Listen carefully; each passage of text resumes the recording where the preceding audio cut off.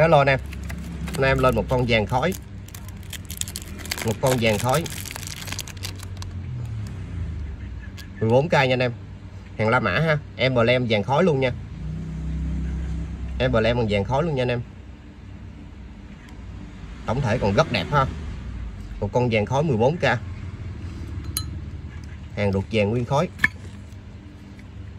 14 La Mã 98 nha anh em. Hàng La Mã ha. Rất đẹp nha anh em. Một con vàng khói 14 La Mã 1998. Ruột vàng niêu ha.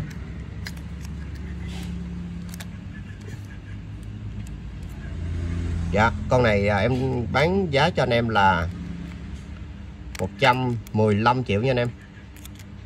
115 triệu. Con vàng khói La Mã ha. Full box.